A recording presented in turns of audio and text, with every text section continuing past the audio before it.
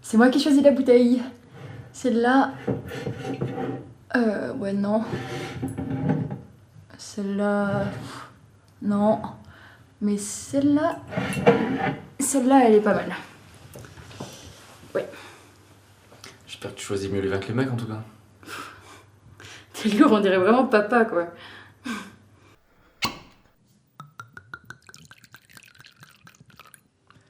Du coup, je les verrai. Les arrêts maladie, ça va 2 minutes. Mais bon, j'arrête de vous embêter avec mes anecdotes de manager. Je suis assez curieux, qu'est-ce qu'il fait dans la vie? Bah ça dépend. Excuse-moi, ça dépend, c'est pas un métier, ça dépend. Être agréable, c'est pas un métier non plus, hein. D'accord. Non, mais raconte plutôt ton voyage à La Réunion, là.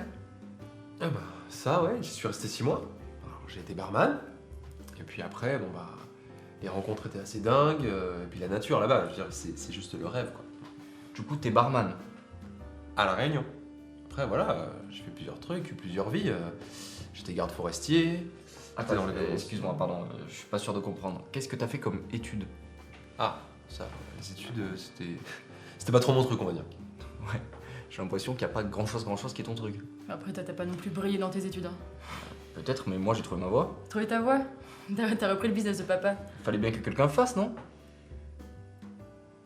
Écoute, ça c'est une opportunité comme une autre. C'est intéressant d'ailleurs. Tu mentionnes manager, business, mais j'ai pas très bien compris de quoi il s'agissait. T'arrives à me dire un peu de quoi il s'agit? Non, non, je t'assure, c'est vraiment pas intéressant. Ah, écoute, vraiment j'insiste. Je veux dire, moi vraiment, sur le papier tout m'intéresse quoi. Alors, le prends pas mal, hein, mais on rentre dans des considérations de gestion d'entreprise, j'ai peur qu'un barman puisse pas comprendre. Barman ou pas, je veux bien. Ce que je comprends surtout, c'est que t'as pas envie d'en parler. C'est pas qu'il veut pas en parler, c'est qu'il peut pas en parler. Il peut pas en parler? Je parle de ce que je veux, tu crois que j'ai peur de quoi? Du jugement de Christophe Maé?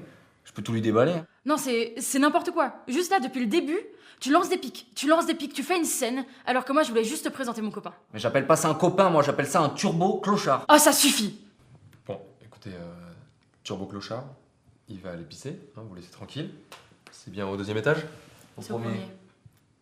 Ok.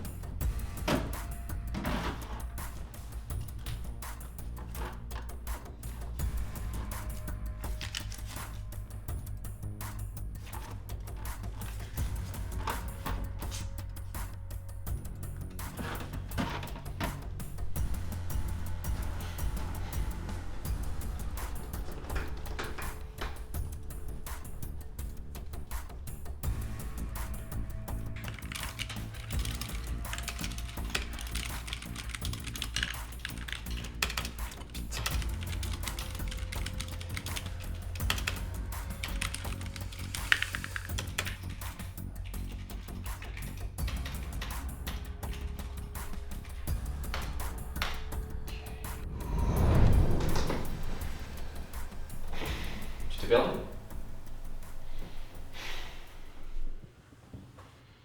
Faut croire que j'ai réussi à confondre les chiottes avec des plans de missiles V2, par exemple. Finalement, tu comprends quelque chose au business? Je sais pas. Plutôt pas mal pour un barman, non?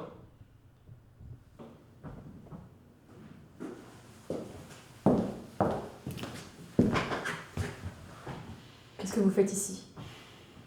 Ton frère s'intéresse un peu trop aux affaires de famille. Comment ça? Viens voir par toi-même. Toi là-bas, tu bouges surtout pas. Bon, écoute, je suis navré, ça va être un peu raide, mais en même temps, on n'a pas trop le choix et surtout, on n'a pas le temps. Je suis un agent des renseignements généraux, code YVE. J'enquête sur l'entreprise mortifère de ton frère et ses activités de détournement de fonds pour financer l'armement à l'étranger. C'est un putain de criminel de guerre, voilà. Tout ça est allé beaucoup trop loin. Non, mais t'en fais pas. J'ai tout ce qu'il faut pour foutre ce salaud en prison. C'est pas à toi que je parlais. Comment ça? Écoute, Doudou, on s'est bien amusés tous les deux. Mais le propre d'un business familial, c'est que ça se gère en famille. Va chercher la pelle.